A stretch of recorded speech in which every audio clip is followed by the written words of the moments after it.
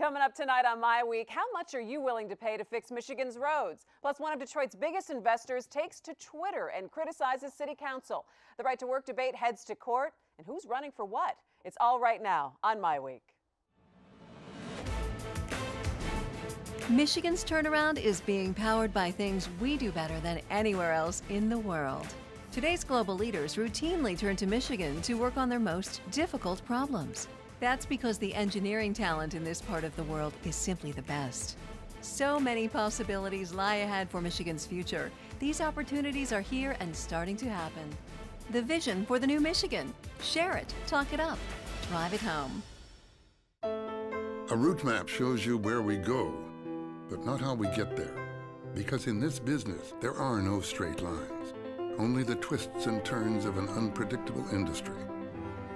So the 80,000 employees at Delta must anticipate the unexpected and never let the rules overrule common sense. This is how we tame the unwieldiness of air travel, until it's not just lines you see, it's the world.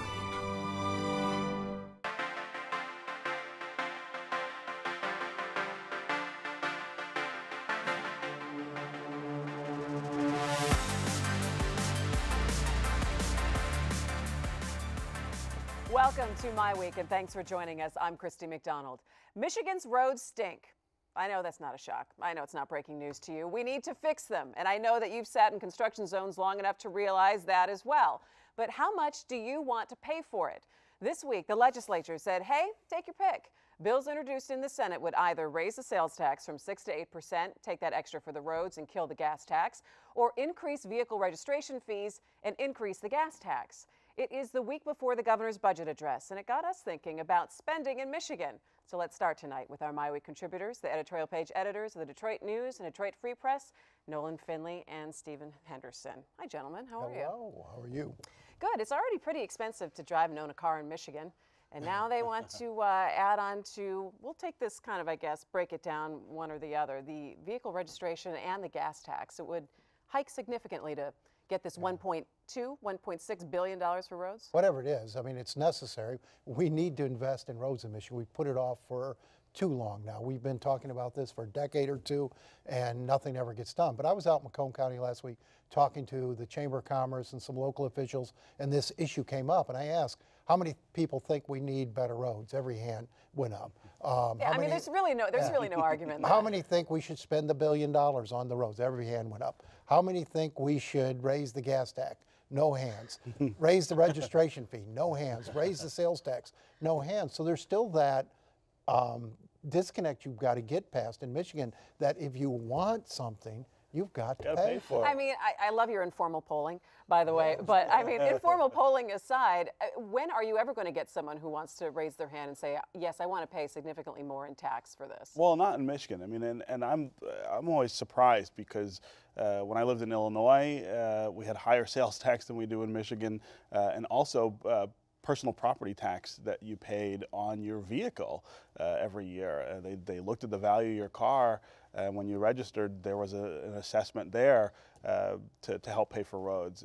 Other states have lots of other ways that they fund roads. In Maryland, where I live, we not only had the property tax on your vehicle, but also toll roads all the way through the state.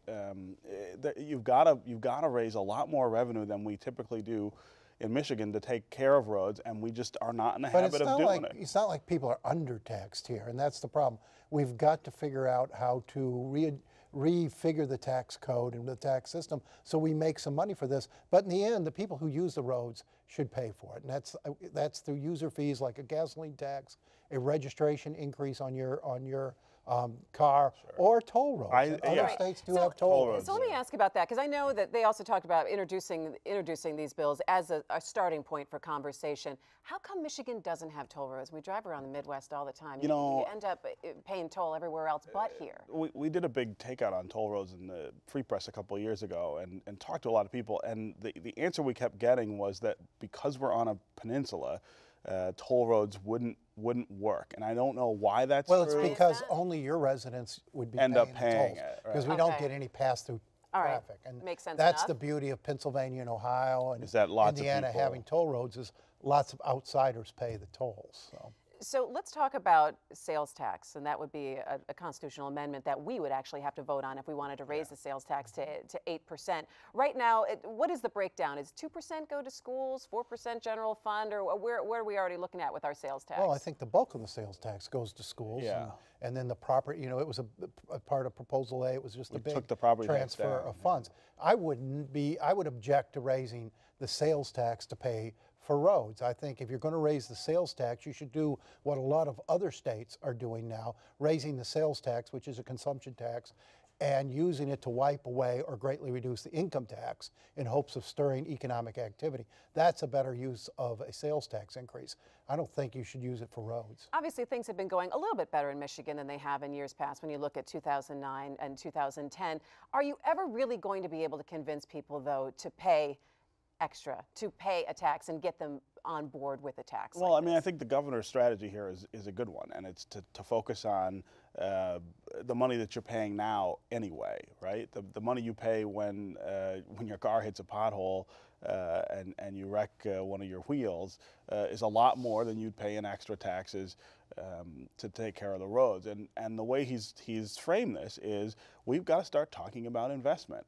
That if we want to have nice roads, if we want to have good schools, the kinds of things that will attract people to this state and business to this state, you got to pay for those things. And the investment on the front end is always less than paying for emergencies or maintenance on the back end when you haven't made that investment. But it's tougher in a state where personal incomes aren't rising, taxes are rising. The federal government just took a big nick out of people's paychecks, groceries, everything else going up. People are being pinched. So it's not unfair of folks to say, gosh, we can't take anymore. I mean, this is not a state where incomes have been rising. I'm not sure this is going to be an easy sell or a doable sell. But for you the won't governor. get to the point where you're raising incomes if you can't attract businesses here. And attracting businesses is really about that investment. Making sure you've got the it's good not going to be infrastructure. it's not going to be an easy challenge. We're a couple days out then from the governor's budget presentation. Do you think people need to hear a little bit more about what his thoughts are on spending what kind of money where before they will start to get on board with a tax like this? I don't think they're ever going to get aboard on the tax. I think what people be watching in the governor's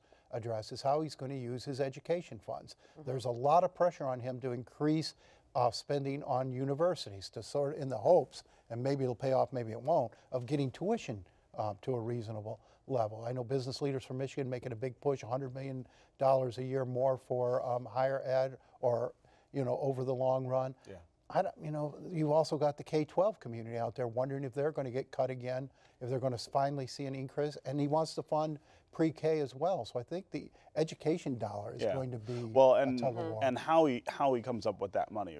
There's some real concern that to fund pre-K he will take money from other education pots, which is from K-12 or from higher ed. That's not really a net gain. Yeah, you want to see where he's going to find that money. All right, and we'll be watching that budget address is next Thursday. So we'll, I'm sure, be talking about it on Friday.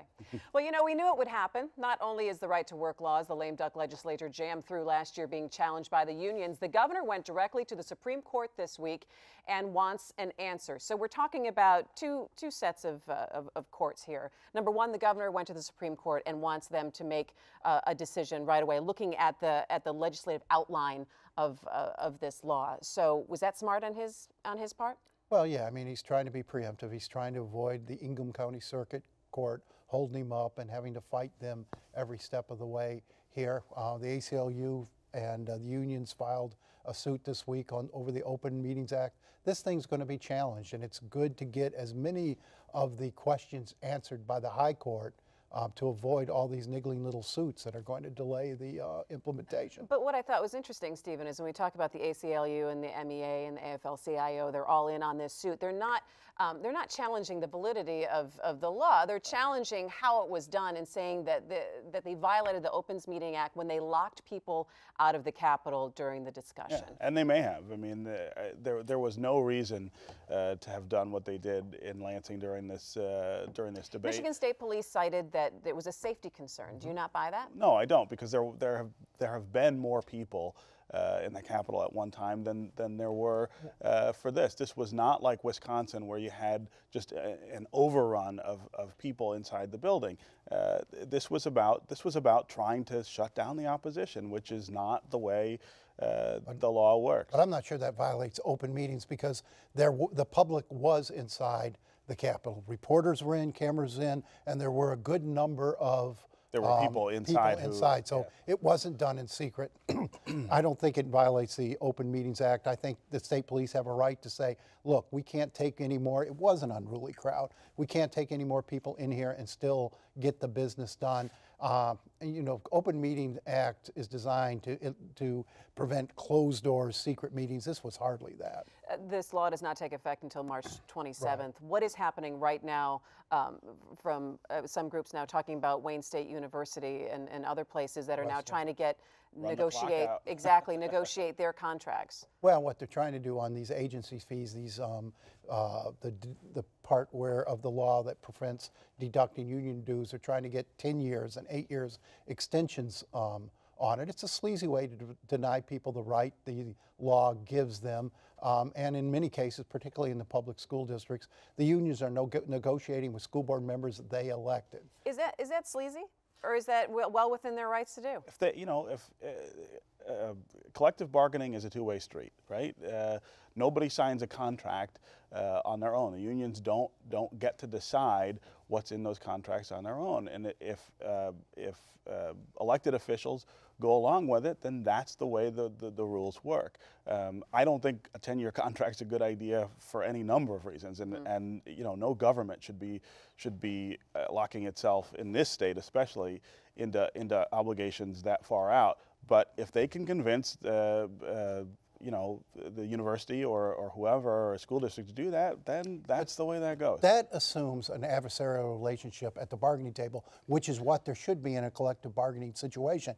In many cases in Michigan, particularly with these elected university boards and the school boards, these people sitting at the table, sitting across from the unions, are people who were elected by the unions. Well, no, wait a minute. They were 60% of the funds for those trustees came. But they were elected by the people. They were elected by the people. Couldn't you say, Nolan, that's just politics? Right. I mean, that's somebody trying to elect anybody that has their point of view. That doesn't make it a good deal for the taxpayers. I mean, the MEA holds regular seminars on how to elect your own boss. Well, that's what's wrong with public employee collective bargaining. No, that's what's wrong with campaign finance. Corporations do the same thing. They go out and they dump unlimited amounts of money now into campaigns to elect people who are going to be friendly to their interests. Why is it unholy when the unions do it, but it's not unholy when the corporations do it?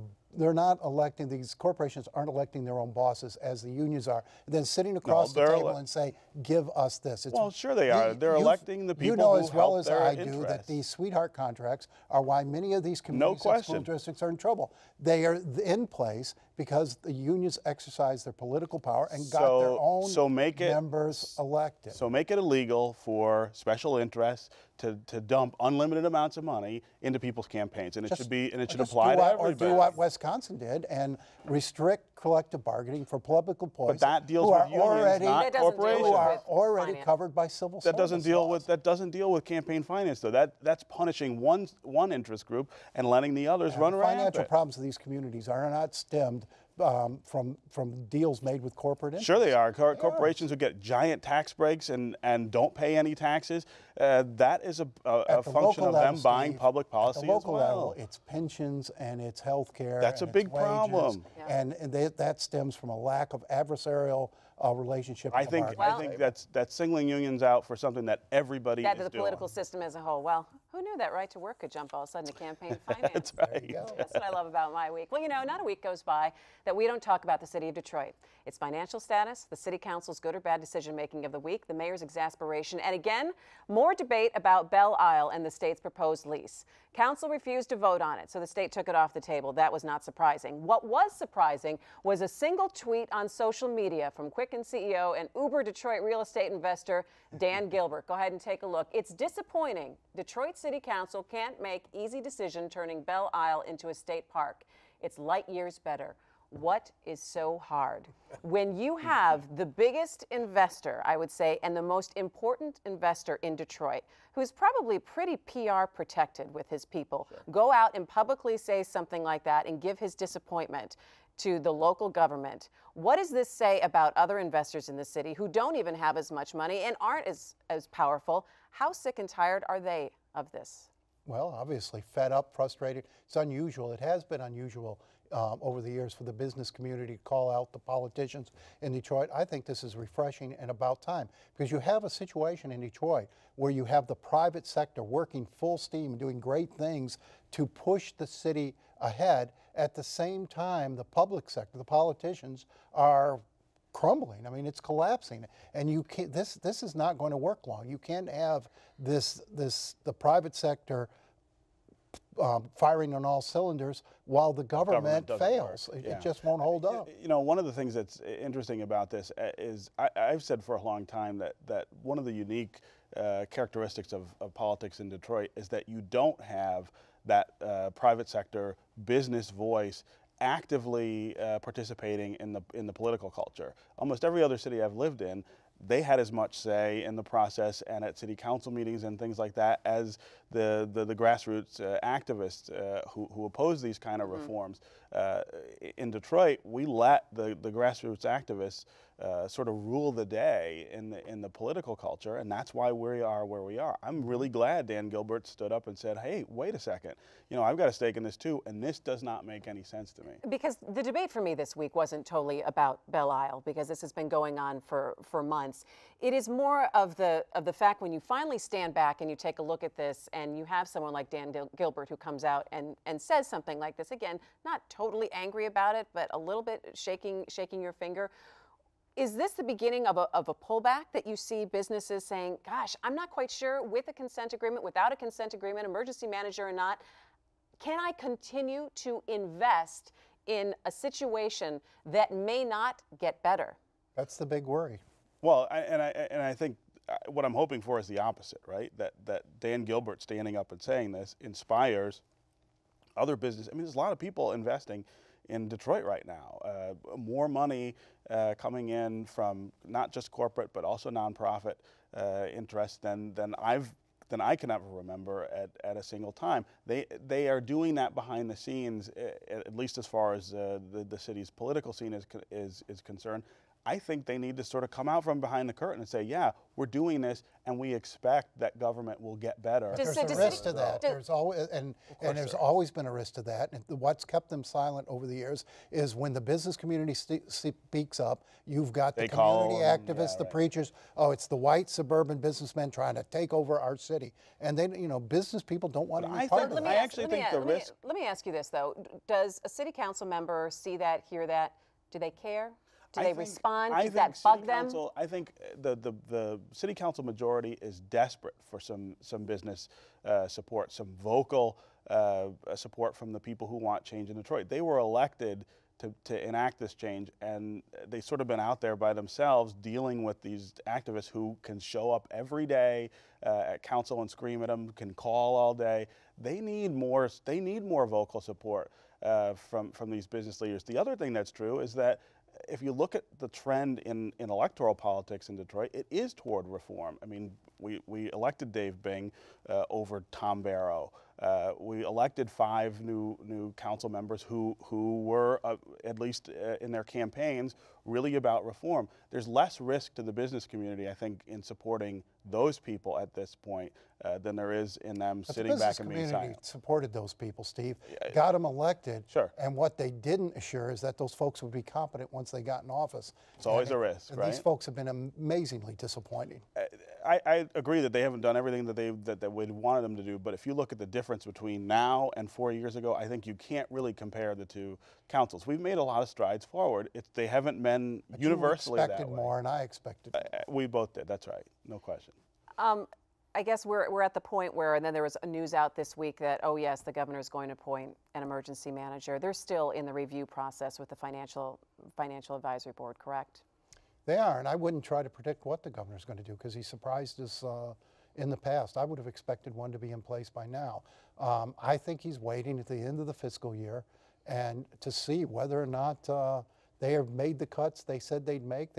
They're on the hook for $90 million in cuts, and if they can't do it, I think he has no choice. Well, and we're on a run right now since mid-December of the council sort of coming to Jesus and saying, all right, we'll do this. Until this week. Except on Belle Isle. But Belle Isle is not a significant financial reform. That was something that just was going to make the park better for city residents. No, but I think the argument, do you think the argument also made, though, is the $90 million. Of the $90 million. Well, yeah, you're but right. I think there's also an argument to be made that $6 million, wherever you can find it, take it, I think it's any an shape argument or form, is significant enough. You're absolutely right. I mean, you're not going to get to $90 million with one or two big cuts.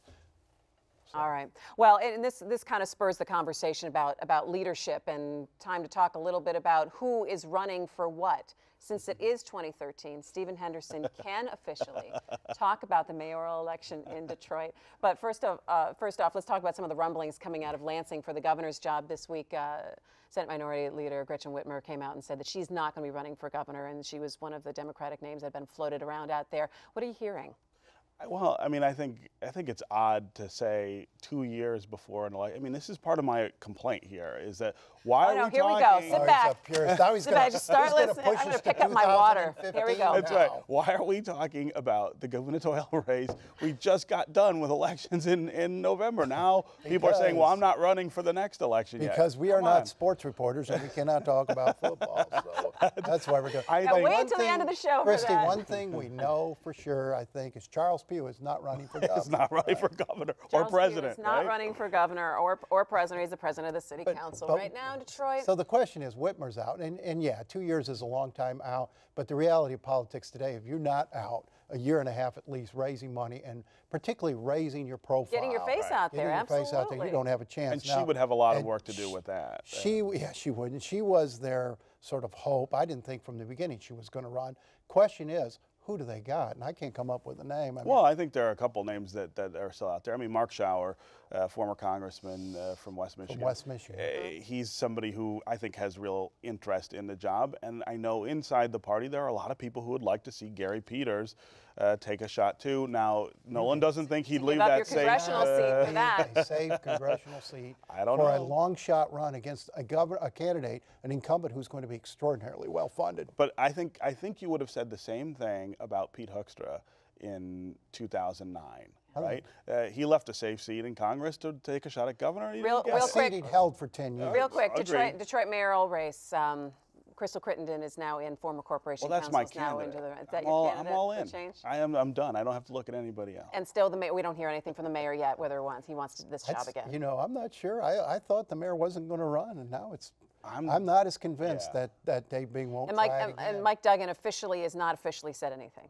I think they're waiting. I think we've got a lot of people waiting. He's going to officially announce something soon. I think you've got a lot of people waiting to see what the governor's going to do. And if the governor hasn't made his decision by middle May, when the filing deadline is in place, people are going to have a tough decision. Are they going to risk a run for mayor in a city that has an emergency manager and you really don't have any job but sitting on the sidelines? I will say this. Look to Dave Bing's State of the City address. And that will give the clue? I think we will get a very definitive look at what his plans are. All right.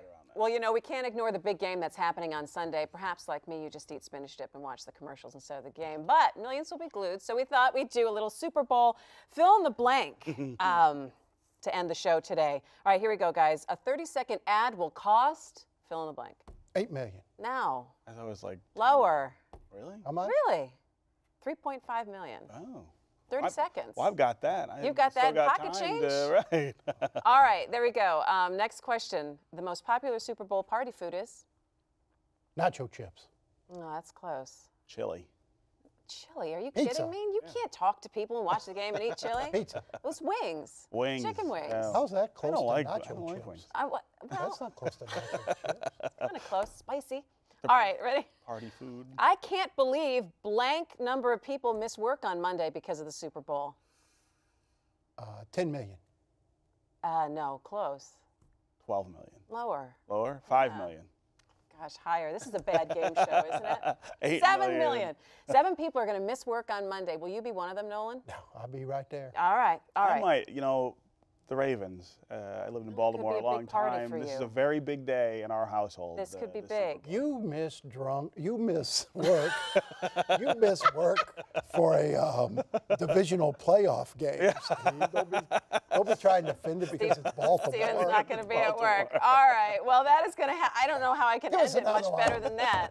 I don't know how I can end it much better than that. It's going to do it for my week. You could ask who's going to win. Who's going to win? Of course the Ravens are going to win. Come on. I think so, too. All right. See, there you go. For and a great Michigan connection here with Jim Harbaugh. Sports and good political analysis. Make sure you go to MiWeek.org. Follow us on Facebook and Twitter. Have a great weekend. Come back and see us next week. Enjoy the game.